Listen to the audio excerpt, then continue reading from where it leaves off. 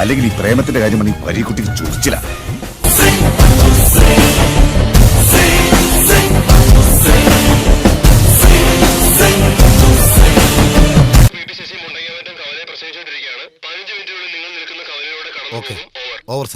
അയ്യോ, രഞ്ജി പണിക്കരെ വിളിക്കൂ, ഷാജി കൈലാസിനെ വിളിക്കൂ, സുരേഷ് ഗോപിയെ രക്ഷിക്കൂ, സംഘികളുടെ മാനം കാക്കൂ പ്ലീസ്.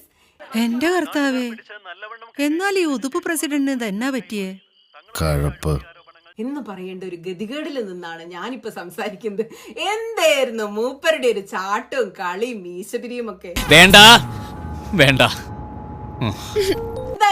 എന്നിട്ട് പാർലമെന്റിൽ നിന്ന് വാ തുറന്ന് മിണ്ടാനുള്ള കഴിവ് മൂപ്പർക്ക് ഇല്ല ഗൈസ്. സ്ക്രിപ്റ്റ് വേണം മിണ്ടണെങ്കില്, സംവിധായകൻ വേണം മിണ്ടണെങ്കില്. സംഖ്യകളെ നിങ്ങൾ എന്നെ ചീത്ത പറഞ്ഞിട്ട് യാതൊരു കാര്യവുമില്ല. ഞാൻ സത്യമാണ് പറയുന്നത്. ഇന്നലെ പാർലമെന്റിൽ കണ്ട കാഴ്ചയാണ്. I am so sad to say that my friend Mr. Suresh Gopi has been completely humiliated by the finance minister. Sir, I am not yielding. ഈ തെണ്ടി എന്തിനാ അവിടെ കയറിയിരിക്കണേ? അതാ ഞാനും ആലോചിക്കുന്നത്. പിടിച്ചു മാറ്റവനെ. ഇപ്പം മാറ്റി തരാം. സുരേഷ് ഗോപി ഇവിടെ നിന്ന് ജയിച്ചു പോയത് മുതൽ എന്റെ ഏറ്റവും വലിയ ആകാംക്ഷ എന്തായിരുന്നു എന്ന് വെച്ചാൽ, പുള്ളി വാ തുറന്ന് പാർലമെന്റിൽ സംസാരിക്കുന്നത് എങ്ങനെയായിരിക്കും. എന്റെ പൊന്നുവായി, നിങ്ങ കാര്യം പറ, നടക്കുവോ നടക്കൂലേ? സ്ക്രിപ്റ്റ് ഇല്ലാതെ സംസാരിച്ചാൽ അത് എങ്ങനെ ഇരിക്കും?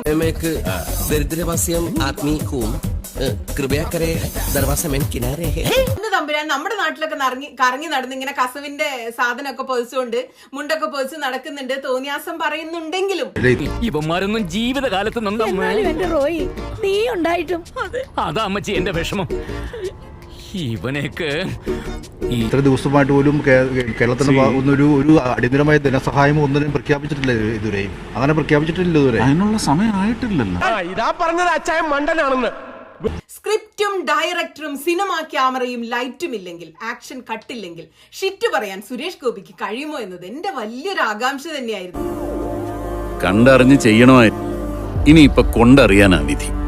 ഒരു പ്രസംഗം നടത്തുമോ, കേരളത്തിന് കിട്ടാനുള്ളത് മൂപ്പര് ചോദിച്ചു വാങ്ങോ, അവിടെ കലബലാന്ന് പ്രസംഗിക്കോ, ഷൈൻ ചെയ്യോ എന്നതൊക്കെ എന്റെ വലിയ ആകാംക്ഷയായിരുന്നു.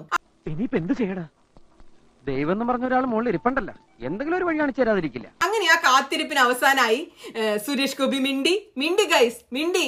The next budget is not so very far away. എന്നാ പിന്നെ ഞാൻ മറ്റേ എടുക്കട്ടെ. മറ്റേത് ഏത് ഞാൻ അഭിനയിച്ചിട്ടുള്ളത്? എന്നിട്ട് പറ ബാക്കി പറ. എന്നിട്ട് It's only 6 months or less than 6 months away.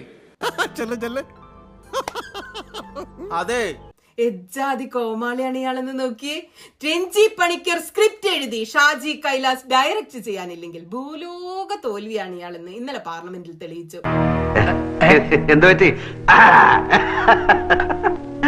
തൃശ്ശൂരിൽ നിന്ന് ജയിച്ചു വന്നാൽ എനിക്ക് ആന വേണം, അമ്പാരി വേണം, 5-6 മന്ത്രിമാര് വേണം, ചൊൽപ്പടിക്ക് നിൽക്കണം എന്നൊക്കെ പറഞ്ഞു നടന്ന മനുഷ്യൻ ബഡ്ജറ്റ് വന്നപ്പോ തൊട്ടുകൂട്ടാനുള്ള ഒരു പപ്പടം പോലും ഈ ചെങ്ങായിക്കോ കേരളത്തിനോ നിർമ്മല സീതാരാമൻ തന്നില്ല. ആളെ നാണം കിടത്തിയിട്ട് നാട്ടുകാർക്ക് മുഴുവൻ ചിരിക്കാനുള്ള വകയുണ്ടാക്കിയിട്ട് വന്ന് നിൽക്കുന്നുണ്ടല്ലേ രപ്പൻ.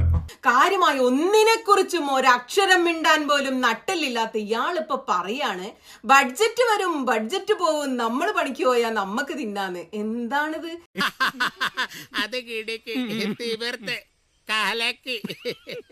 ഇത്രയും വലിയ ഗതികെട്ടവൻ ഈ ലോകത്ത് വേറെ ആരെങ്കിലും ഉണ്ടാവും എന്റെ കർത്താവേ? ഹേയ്, അത് വേണ്ട.